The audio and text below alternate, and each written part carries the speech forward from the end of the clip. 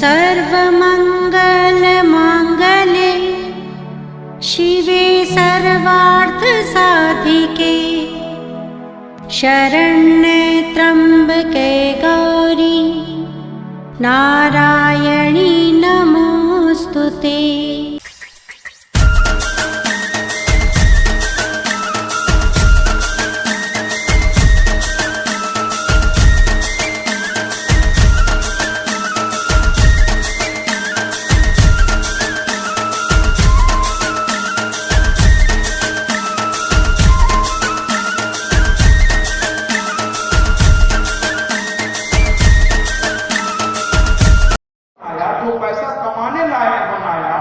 जब वो पैसा कमाने लगा तो बहू भी ले आई बड़े शौक से, वो भी किसी की बिटिया है महाराज, मैं उसका भी आदर करता हूं, लेकिन वही बहू को सास बोझ लगने लगी महाराज, ससुर बोझ लगने लगा। कौन झमेला पाले अगर एक देवर है ननद है तो? नहीं, हम लोग अलग रहेंगे। वाह बहुत अच्छे।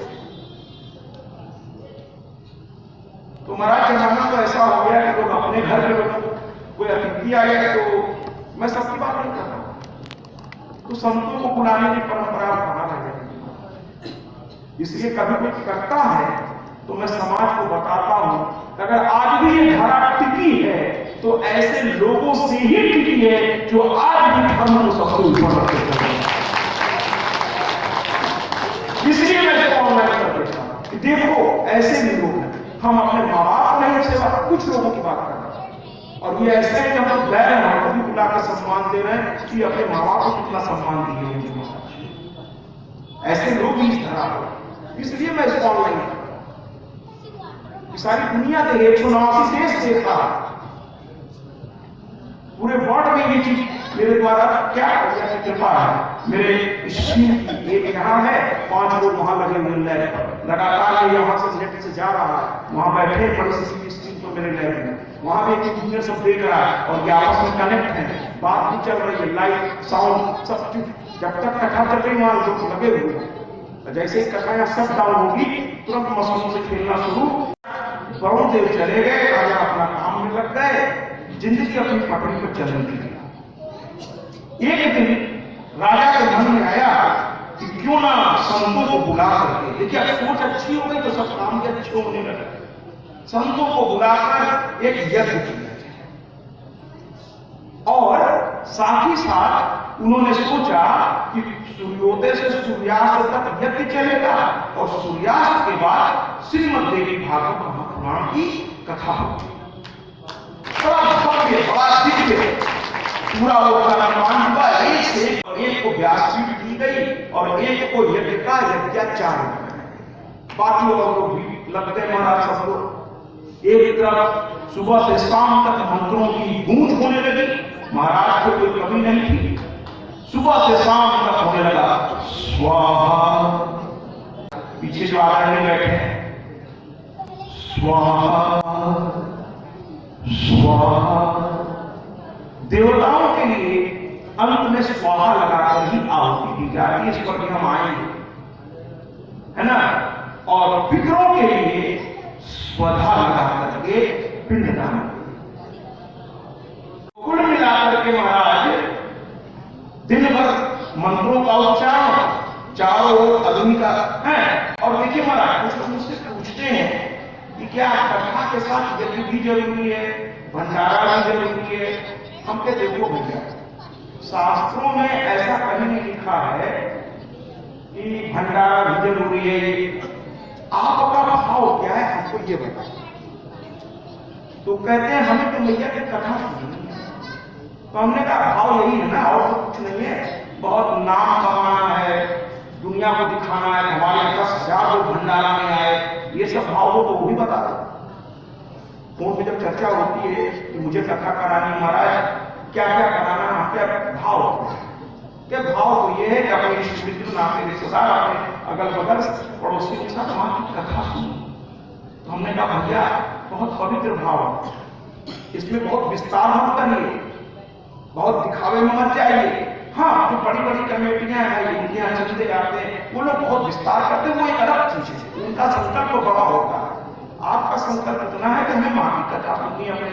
रिश्तेदार, इष्ट मित्र, सगे संबंधी, अड़ोस पड़ोस सबको लेके बस एक छोटा सा पंडाल भी बना सकते हैं और सिर्फ माँ की कथा रखिए। शाम बाकी दिन भर अपना काम कर लिया आपने, पहले रोजी रोटी भी तो देखेंगे। शाम को भैया की कथा रखिए, 9 दिन कथा सुनिए, है ना। जो भी टाइमिंग आप निश्चित करें वहां के अनुसार सब लोग इकट्ठा हो सके, वो टाइमिंग आप वहां से निश्चित कर लीजिए। 9 दिन आचार्य को रख लीजिए, एक व्यास को बुला लीजिए, है ना, या 2 आचार्य रख लीजिए, एक व्यास बुला लीजिए। माँ की कथा की जोत जलाइए, कलश यात्रा करने की इच्छा हो करिए, नहीं तो कई जगह कलश बैठा करके पूजन कर लीजिए महाराज। और उसके बाद 9 दिन कथा रख लीजिए। अंतिम दिन कथा समाप्त होने के बाद आप अपने सामर्थ्य के अनुसार एक छोटा सा हवन आचार्य से कर दीजिए, पूर्णाहुति के साथ एक छोटा सा हवन अंतिम दिन कथा समाप्त होने के बाद 10 मिनट, और प्रसाद अपने सामर्थ्य के अनुसार जैसा आपका सामर्थ्य हो उस हिसाब से वितरण कर दीजिए। भाव पूरा होना जरूरी है। 9 दिन की कथा की जोत जलनी जरूरी नहीं है कि उसके लिए बहुत संसाधन होगा तभी होगा। कहते हैं ना, भावना की ज्योति जला के देखिए, बोलती है मूर्ति बुला के देखिए। जरूरी नहीं है बहुत पैसा होगा वही कर सकता है, ऐसा कुछ नहीं महाराज। जरूरी नहीं इतना बड़ा स्टेज हो, जरूरी नहीं इतना काम झाम।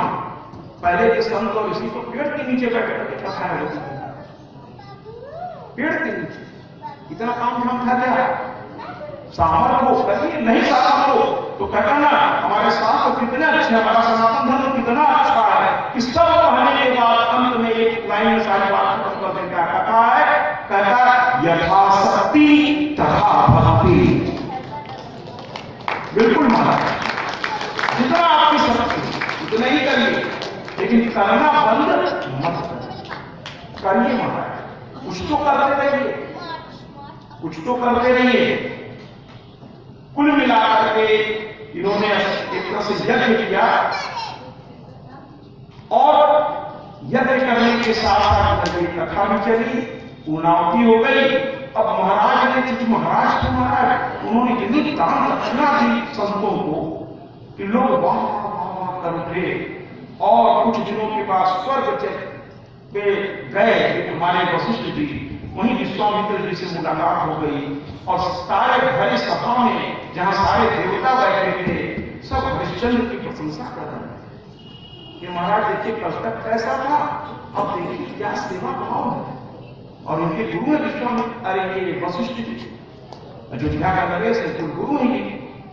वशिष्ठ ने भी कहा कि महाराज क्या दिव्य कार्यक्रम हुआ। जैसे ये कार्यक्रम में दिव्य भगवान करे पूर्ण हो जाए तो कुछ दिनों तक जो है चर्चा तो होगी महाराज, एक संगठन में और किसी ने कितना कुछ करा, चर्चा तो होती है। तो कुल मिलाकर के महाराज विश्वामित्र जी के सामने वशिष्ठ जी ने, और थोड़ा कुछ ऐसी कथा है, अब उसमें बहुत हम विस्तार में प्रवेश करेंगे तो कथा बहुत लंबी हो जाएगी, कि विश्वामित्र और वशिष्ठ का कुछ आंकड़ा अलग तरह का था, 36 का आंकड़ा पहले, दोनों अलग ही तरह से थे। और उसके पीछे की बड़ी कहानियां है महाराज। ये जो विश्वामित्र हैं, ये क्षत्रिय से महर्षि तक का सफर वशिष्ठ जी के साथ ईर्ष्या करके ही प्राप्त। अब वशिष्ठ जी कहें विश्वामित्र की विरोध न करने संभव नहीं। विश्वामित्र ने कहा मैं उसको जानता हूं, कौन तुम्हारा वो यजमान, अरे एक लड़के की बलि चढ़ा रहा था, वो भी अपने सुख के लिए, अगर मैं नहीं पहुंचता अनर्थ हो जाता। उसकी प्रशंसा कर रहे हो, भी स्वर्ग लोक में इंद्र के सामने, इतने देवताओं के सामने। अरे वो महादुष्ट आदमी है, उसका पिता भी वैसे ही था, है ना। वो तो मैंने अपने तपस्या में बनकर उसे स्वर्ग भेजा त्रिशंकु को, और ये लड़का भी वैसे ही है। तो वशिष्ठ जी को भी थोड़ा क्रोध आया, कह देखो अच्छा आदमी भी बुरा बन जाता है वक्त के साथ, और बुरा भी कभी कभी बहुत अच्छा। ऐसा कोई पक्का नहीं लगा है अच्छा जिंदगी पर अच्छा रहेगा और बुरा जिंदगी पर बुरा रहेगा। परिस्थितियां घूमती भी है महाराज, परिस्थितियां घूमती भी हैं। आज की तिथि में वो सत्यवादी कहने लगे, अरे बहुत देखे ऐसे सत्यवादी, तो कहे मैं परीक्षा ले लूं, कहे ले लो, कहे जीता तब, तो कहे जीते तो फिर जो करोगे वो। दोनों में वहीं ठन गई महाराज, वशिष्ठ और विश्वामित्र। विश्वामित्र जी वहां पर तमाशे में उठे और जाकर के नीचे आकर के हरिश्चंद्र के ही राज्य में एक बगीचे में बैठ गए और लगे मंत्र जाप करने। जब बड़े लोगों को क्रोध आता है तो वो ज्यादा बोलते नहीं है, वो शांत होकर के, जो वाकई विद्वान हैं वो शांत होकर के मंत्र जाप या कहीं, जिससे मन धीरे धीरे शांत हो जाए। तो विश्वामित्र जी एक मंत्र का जाप करने लगे एकांत जगह। अब हरिश्चंद्र की किस्मत देखिए महाराज, कहता है जब दुख आना होता है तो आपसे काम भी वैसे होने लगता है। एक तो वो नाराज होके आए हैं, हरिश्चंद्र ऐसे ही वो नाराज हैं, ऊपर से वशिष्ठ ने प्रशंसा कर दी इसलिए भी ये नाराज है, और ऊपर से इन्होंने गलती भी कर दी। हरिश्चंद्र उधर से गुजर रहे थे, एक औरत ने शिकायत कर दी। अब वो कौन थी महाराज? क्या वो जिस मंत्र की साधना कर रहे थे उस मंत्र की शक्ति थी वो, और वो पता नहीं क्यों इनके बस में नहीं होना चाहते, क्योंकि साधना जो है किसी चीज को बस में ले आया रखेगी, सिद्धि मिल जाएगी उसको अगर विधिवत किया जाए। तो उसने उस मंत्र की जो थी वो एक स्त्री का वेश धारण करके सामने हरिश्चंद्र के आ गए और रोने लगे। क्या हुआ? कहा एक संत है उधर विश्वामित्र जी, वो एक मंत्र पढ़ रहे हैं, उससे हमें बड़ी तकलीफ हो रही है। जब कहीं आप साधना करते हैं महाराज तो वहां की जो निगेटिव एनर्जी है उनको दिक्कत होने लगती है, तो थोड़ा वो व्यवधान डालते हैं।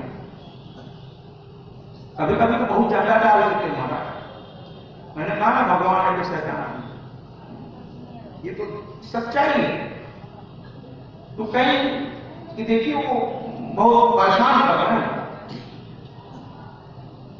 है ना, बहुत परेशान कर रहे हैं, जबकि वो कुछ नहीं कर रहे थे, तो साधना कर रहे थे। राजा को पहले पूरी बात समझनी चाहिए। राजा ने बिना समझे अहंकार में फिर वो आ गए, अरे हम तो राजा हैं, एक स्त्री हमारे सामने रो रही है, अभी चल के उसको सीधा कर देते हैं। पहुंच गए महाराज, कहने लगे क्या कर रहे हो, ये सब तुम क्या कर रहे हो बताओ। अब विश्वामित्र जी ऐसे क्रोध में थे और ऊपर से घी का काम किया इसका अखबार में, घी का काम कर दिया। विश्वामित्र ने कहा ऐसे बात करते हो संतों से, तुम राजा हो कि ऐसे बात करते हो, तुमने ये सीखा है, तुम चतुर्था नरेश हो, ये बात करने का ढंग है तुम्हारा। अरे किसी संत से मर्यादित भाषा में बात की जाती है, वो भी तब जब साधना में बैठा हो। साधक को अगर फिर भी विश्वामित्र जी कुछ बोले नहीं, उठ के कहे अच्छा ठीक है मैं जा रहा हूं। देखिए लोग विश्वामित्र जी को हरिश्चंद्र की कथा में एकदम से विलन बना के खड़ा कर देते हैं। आप पूरी बात को जरा बारीकी से देखिए, ऐसा था नहीं। कोई संत कभी किसी को सता ही नहीं सकता। परिस्थिति देखिए कैसे भूलती जा रही है। एक बार वरुण के चुना से बलि दे रहा था ये हरिश्चंद्र, विश्वामित्र ने वहां भी मना किया, ये नहीं मान रहा। दोबारा क्या कहते हैं ये हरकत कर बैठा, एक संत को साधना से उठा दिया, विघ्न डालने का काम किया।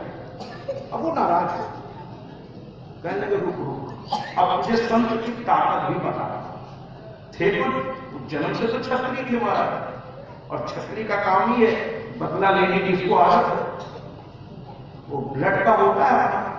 अगर शुरू से ब्राह्मण कुल के होते तो उनमें सहने की क्षमता होती महाराज,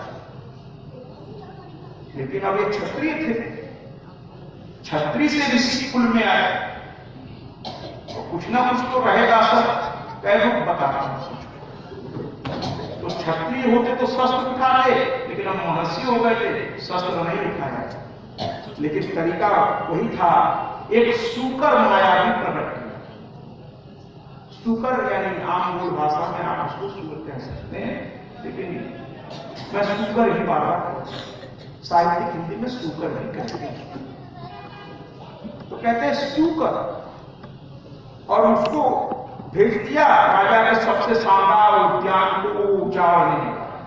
सैनिक जो है भगाने की कोशिश किए, वो घुर करके डरा दिया और भयानक देखने में था। सैनिकों को मारने लगा, राजा तक बात पहुंची। राजा घोड़े से आओ देखने लगता, खुद घोड़े पे बैठे और चल पड़े महाराज। अब सूकर आगे आगे, राजा पीछे पीछे, सेना भी सूकर था। वो राजा को बहुत अंदर घने जंगल में ले गया और वहां जाकर वो गायब। अब राजा पहले तो बड़े थक गए थे, सरोवर के पास अपने घोड़े को बांधा, थोड़ा जल पिया, थोड़ा मुंह पे छींटा उठा डाला, थोड़ा तरोताजगी लाई अपने अंदर, और इधर उधर देखने लगे कि मैं वापस कैसे लौटूं, इस घने जंगल में समझ भी नहीं आ रहा। अब यही विश्वामित्र जी अपने तपोबल से एक ब्राह्मण बन गए। ये कोई राक्षस नहीं थे महाराज की मायावी बल से मैं शब्द इस्तेमाल करूं, अपने तपोबल से ये ब्राह्मण बन गए और प्रकट हो गए कि महाराज आपका कल्याण हो। ब्राह्मण हमेशा आशीर्वाद देता है ना महाराज, उसका बुरा भी करिए तब भी उसके मुंह से आशीर्वाद ही निकल रहा है, क्योंकि ब्राह्मण में ब्रह्मत्व होता है महाराज। तो क्या आपका कल्याण हो, तो उन्होंने प्रणाम किया। राजा ने कहा महाराज अच्छा हुआ आप आ गए, वरना मैं बड़ा परेशान था कि कैसे क्या करूं, ये रास्ता समझ में कुछ आ नहीं रहा, मेरी सेना भी पता नहीं पीछे कहां रह गई। क्या चिंता मत करिए, ये बड़ा पवित्र सरोवर है, ये सामने, इसमें स्नान कर लीजिए, और उसके बाद स्नान, जब पवित्र जगह पर स्नान किया जाता है तो दान मान भी किया जाता है। और मैंने तो अभी वो ऐसा कही रहे थे, राजा का अहंकार बोलता है। महाराज मैंने न जाने कितने अश्वमेध यज्ञ किए, अभी अभी बहुत बड़ा यज्ञ किया, बहुत कथा पुराण मैंने सुना है, चिंता मत करिए। अरे जितना कहिएगा मैं ध्यान, अरे कुछ लोगों को होता है ना बार बार अपना परिचय देने की बीमारी से है ना महाराज। जो सागी होता है अगर उसका आप सम्मान नहीं करेंगे, वो आपको सिर्फ प्रणाम करेगा और चल देगा, वो कुछ ज्यादा बोलेगा नहीं, बस प्रणाम करेगा, आपके सम्मान को स्वीकार सर झुका के कर लेगा, आप चल देगा गरिमा के साथ, ज्यादा बोलने। तो कुल मिलाकर के यहां पर हमारे जो विश्वामित्र जी महाराज थे, वो ब्राह्मण बन के कहने लगे महाराज ये पवित्र सरोवर है, इसमें स्नान कर लिया। कहने लगा अच्छा ठीक है कर लेता हूं, और स्नान करने के बाद दान करिए। इन्होंने कहा अरे महाराज चिंता मत करिए, दान जो कहिएगा दे देता हूं, आप मुंह तो खोलो। मैंने न जाने कितनी बार दान दिया है, कितने संतों की सेवा की, मेरी प्रशंसा तो मेरे गुरु करते हैं, स्वर्गलोक में जा। अब देखिए कि यही सब बात पता हो गई ना, अहंकार क्या जरूरत है सब पता नहीं, जरूरत क्या है महाराज, वो सुन ले या न सुन ले क्या फर्क पड़ना है उससे। ऐसे भी शास्त्र कहता है कि साधना छुपाई जाती है, बताई नहीं जाती, प्रकाशित नहीं की जाती। क्या आज हम व्रत हैं, सुबह आपका पुण्य क्षीण हो रहा है, ये तो बताया नहीं जाता, ये चुपके से किया जाए। साधना की सच्चाई थोड़ी अलग है।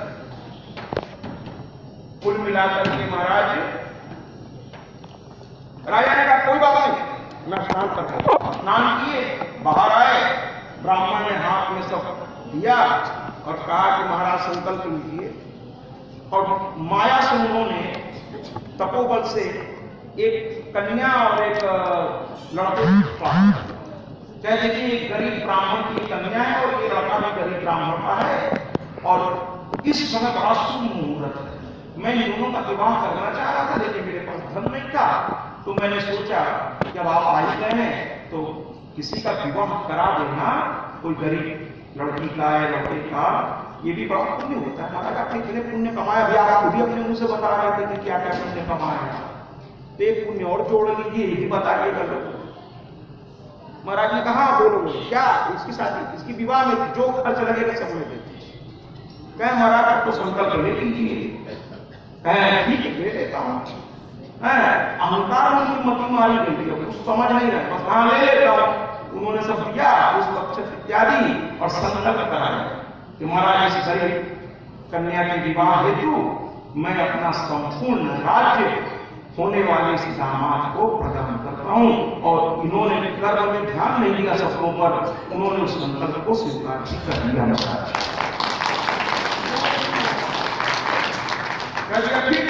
दिया और जैसे ही उनके मुंह से निकला दिया, अगर आप क्या कहते हैं कोई स्थान में बैठे होंगे तो आपको अब जरूर बैठे होंगे महाराज, तो वहां संकल्प दिलाया जाता है आचार्य के द्वारा और आप मुंह से कहलाया जाता है कि दिया, और फिर वो संस्कृत में कहते हैं मैंने इसे स्वीकार किया, तब जाकर वो संकल्प पूरा होगा। देव संकल्प को वहां छोड़ देते कलश के सामने या वो ज्योत के सामने या आचार्य द्वारा निर्देश स्थान पर देव संकल्प जो आप करते हैं वो छोड़, लेकिन अगर कोई ऐसा संकल्प करते हैं जो आचार्य से जुड़ा हो तो आचार्य उसे स्वीकार करते हैं और वो फिर कहते हैं कि मैंने स्वीकार किया, तब जाकर पूरा होता है। आप कहते हैं दिया, उन्होंने कहा मैंने स्वीकार किया, तो जैसे ही उन्होंने कहा दिया, तुरंत विश्वामित्र किसी मौके की तलाश में थे, उन्होंने कहा मैंने स्वीकार किया। आई गई हो गई, राजा कपड़ा पहने तब तक सैनिक भी आ गए महाराज को ढूंढते हुए, कहे महाराज चलिए। राजा जैसे ही उस सरोवर से आगे बढ़े, क्योंकि वो एक तरह से मायावी सरोवर था, विश्वामित्र ने अपने तपोबल से सब कृत्रिम रचना कर दी कि जैसे उस स्थान से कुछ स्थानों में बड़ी अलग टाइप की निगेटिव एनर्जी होती है, वहां से सकते आपको लगता है कि मैं क्या कर डाला। अब राजा की बुद्धि खुली, कहे अरे ये क्या कर डाला, तो बड़ा अनर्थ हो गया, पूरा राज्य दे दिया, कुछ सोचा ना समझा, ये क्या हो गया मुझको।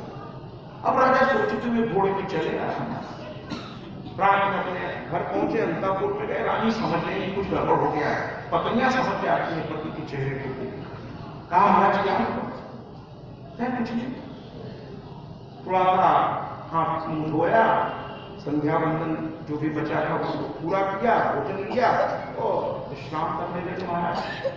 रानी ने कहा मेरे पति बहुत परेशान हो, तो पत्नी को मौका देकर पूछना जरूर चाहिए, लेकिन मौका दे, तुरंत पूछेगा वो झगड़ा जाएगा। रानी ने देखा राजा शांत हो गए, तो पूछा महाराज क्या हुआ बताइए, तो शायद मैं आपकी कुछ मदद कर दूं, मैं आपकी अर्धांगिनी हूं। राजा ने पूरी बात बता दी, रानी का काफी गंभीर सी बात। एक बार एक घर में आग लग गई महाराज, पति पत्नी दोनों बेचारे बाहर आ गए, अपने जीवन भर की कमाई जलती हुई देख के रो रहे हैं। पति तो सर पकड़ पकड़ के जीवन भर कमाने में कितना समय लगा और 1 मिनट में रात हो रहा है। तो पत्नी ने अपने पति को समझाते हुए कहा एक बात बताओ, चल क्या है, कहे दौलत मेरी सारी जीवन कमाई चल रही है, तुमको दिखाई नहीं दे रहा, कहे तुम तो हो ना, तो कार्य मेरा क्या है।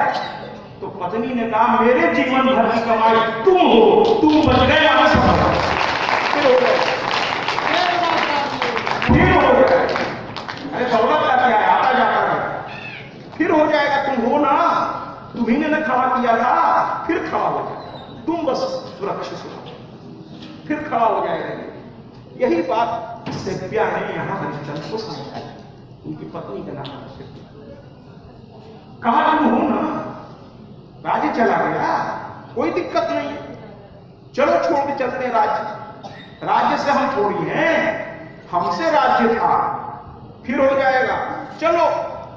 अरे तुम जैसा राजा जहां रहेगा वही मेरी अयोध्या है और वही मेरा सब कुछ है। सीता भी यही करके राम के साथ चल दी थी कि जहां आप हैं वही मेरी अयोध्या है, परवाह नहीं की थी। जबकि राम को समझाया कि वनवास मुझको मिला है, तुम आराम से रहो ना, राजघराने का सुख भोगो, मेरे साथ कहां जंगल में भटकोगी। लेकिन सीता ने यही कहा था जहां मेरे राम वहीं मेरी अयोध्या। हर पत्नी को यह समझना होगा कि सुख हो दुख हो साथ, सुख भी इनके साथ भोगे हैं तो दुख भी इनके साथ ही भोगेंगे, अकेला नहीं छोड़ना है, दोनों को एक दूसरे का हाथ नहीं छोड़ना है। अब गृहस्थी की 2 पहिया हो, एक भी पहिया खराब हो गई गृहस्थी गड़बड़ा जाएगी, दोनों को समझना होगा। जब पति परेशान हो तो उसके सामने महाराज अगर थोड़ा सा सब्जी भी मंगानी तो सोच के मंगाए कि इस समय तो आपका हाथ तंग है। बच्चों को भी समझाइए, यही पिताजी में रबड़ी मलाई भी खिलाए हैं, थोड़ा बिजनेस है ऊपर नीचे हो गया है, कुछ दिन शांत रहो, फिर वही रबड़ी मलाई आएगी। और नहीं आएगी तो भी क्या, पिता है, हमारे पति हैं, साथ देंगे इनके दुख में। अगर हम नहीं साथ देंगे तो क्या कह रहे हैं साथ देने वाला? पति का साथ दोनों एक दूसरे के साथ रहिए। देखिए कल हमारे महादेव ने अपनी धर्म पत्नी को वापस पाने के लिए कामाख्या में कितनी कठिन तपस्या की थी। कल कितना आनंद आया, और उधर मां ने भी तपस्या की, पार्वती जब बनी तो फिर से पाने के लिए उन्होंने भी तपस्या की, दोनों ने तपस्या की एक दूसरे की। कुल मिलाकर सत्या ने कहा अरे इतनी सी बात, चलिए सुबह स्नान करिए और चलते हैं छोड़ के मां, देखते हैं अब आगे क्या होता है। दोनों सुबह उठे, संध्या वंदन किए, स्नान किए, और उसके बाद राजा सारे राशि वस्त्र उतार दिए, एक सामान्य वस्त्र दोनों ने पहना। राजा को अपने पहनने का दुख नहीं था, तो अपनी पत्नी को इस अवस्था में देखकर सह नहीं पा रहे थे कि जो पत्थर महारानी थी, मेरी एक गलती से आज इस वक्त आ गई। उनका हृदय फटा जाता। लोग अपने लिए उतना परेशान नहीं होते महाराज। कोई पति अगर परेशान है तो अपने लिए नहीं आते हैं, तो कहीं कुछ भी खा के सो लेगा। अगर कोई पति परेशान है तो अपने परिवार के लिए परेशान है, इसलिए उसकी परेशानी का भी सम्मान करिए महाराज। और वो राजा को देखा नहीं गया, कभी छोड़े नहीं सच्चे लोग। ये इशारे पर हजारों काफियां दौड़ पड़ते, नहाने से पहले गुलाब जल में डाला जाता था, पंखुड़ियां बिछाई जाती थी, उत्तन लगाए जाते थे। आज एक सामान्य सा स्नान करके निकल पड़ी सामान्य वस्त्रों में, राजा का हृदय फटा गया। और कभी विश्वामित्र सामने। आज इस कथा से एक चीज सीखी कि परिस्थिति कुछ भी हो, लेकिन अपनी मर्यादा नहीं छोड़ना। कुछ भी परिस्थिति हो, मर्यादा नहीं छोड़ना है। उन्होंने विश्वामित्र से किसी भी प्रकार का अपशब्द को छोड़िए और मर्यादित व्यवहार नहीं किया। यही है, किसी ने मेरा सब ऐसा नहीं करना। और आजकल हम लोग आचार्यों को बोल देते हैं तो बड़ा विचित्र भाषा में बात करते हैं। हमको देखने लगा आजकल कुछ लोग ऐसे हैं महाराज।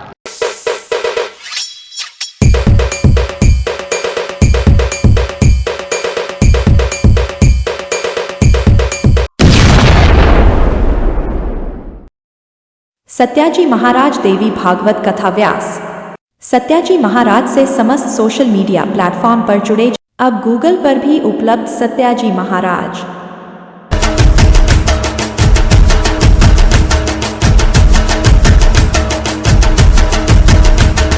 यूट्यूब पर भी उपलब्ध सत्याजी महाराज।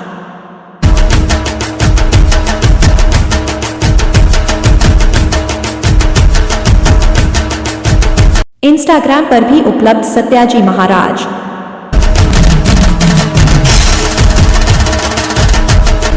फेसबुक पर भी उपलब्ध सत्याजी महाराज।